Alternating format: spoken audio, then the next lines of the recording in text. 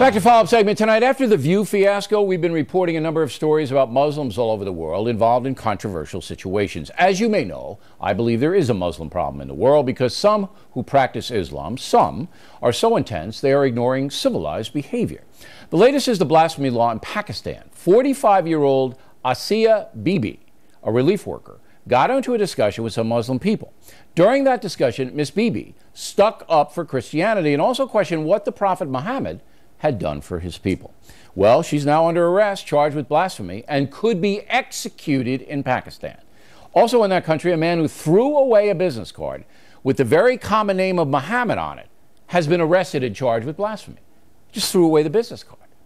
Joining us now from Phoenix, Dr. Zuhdi Jasser, president of the American Islamic Forum for Democracy, and from Virginia Beach, Virginia, Brigitte Gabriel, the author of the book, They Must Be Stopped.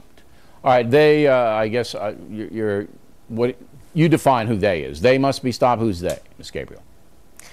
They are the radical Islamists rising throughout the world right now, bent on attacking the West and spreading their ideology of radical Islam throughout the West. Whoopi Goldberg would agree with you, but in Pakistan, there is a law on the books, blasphemy, all right? So now we have a Catholic woman, could be executed, and a guy just takes a business card from Mohammed, God knows who, says, you know, I really don't need a card, tosses it, he's got in handcuffs. That's not radical Islamists, that's the government of Pakistan.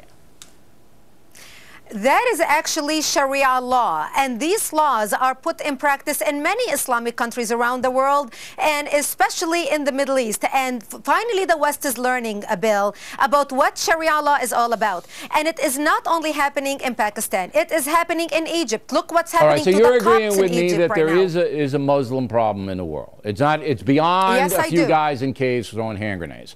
All right, Dr. Jasser, I did not want you on the program tonight. I want to care. Why, Bill? I want to care on the program. Or one of those groups that lobby, all right, that think I'm terrible. I wanted them sitting where you are. Well, no. They're not available to talk about this. You know why? Because this is fact.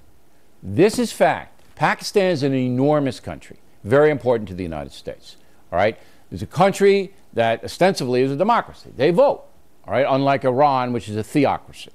But I'm telling you, this Catholic woman, all she was sitting around talking about religion with some Muslims, and all of a sudden, she could be executed.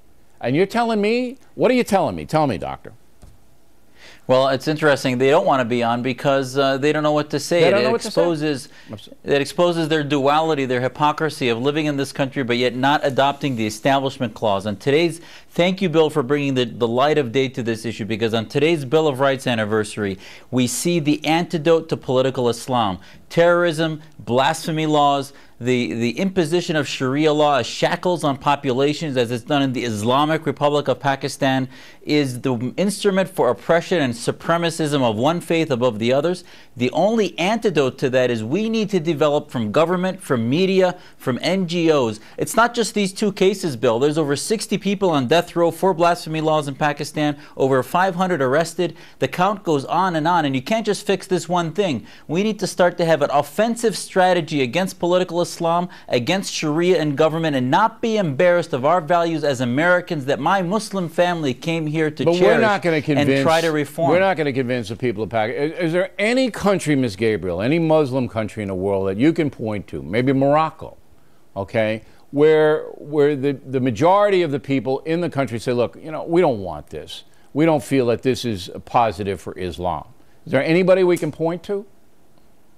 Unfortunately, we can't. Tunisia is the most moderate country that we know of. Morocco is starting to slide backward, but it's still better than many other countries. But what we are seeing right now, Bill, is basically an organized movement worldwide headed by the Muslim Brotherhood. The Muslim Brotherhood wrote a document in 1982, a 100-page document about the rise of radical Islam, how to infiltrate and dominate the West and establish an Islamic government on earth. In the counterterrorism circles, this document became known known as the Project. The Muslim Brotherhood has established in the United States 29 Islamic organizations as a front to spread radical Islam in the United States as well as the world, pushing their radical agenda culturally as well as militarily. I don't think they're getting anywhere here. I really don't. Not with the folks. Not with the folks. I mean, with the left-wing community. The left-wing community is another story, but the mass of people agree with me. Doctor, I'm going to give you the last word, but I know you wrote the book, and I know you disagree with me, but I don't think that the Muslim Brotherhood are making any inroads in the United States. Other countries, absolutely. Europe, all day long. Not here. Go ahead, look Doctor. At what's happening in the school in Illinois, where the Justice Department now is threatening to sue. I know, but that's one guy, Holder. That's Holder's problem. Go ahead, Doctor. But Bill... Yeah, thank you. And I think, Bill, the important thing to realize is the Pew poll recently showed that the political Islamists, those that want to put Sharia law into place, are making headway globally. The numbers are going from small minorities to pluralities, if not a majority. And we still don't have a strategy to counter that. We're only on the defense, and it's time for us as Americans who believe in liberty I don't think the folks are buying it. I really don't think the folks are buying it. Doctor, Ms. Gabriel, thanks very much for good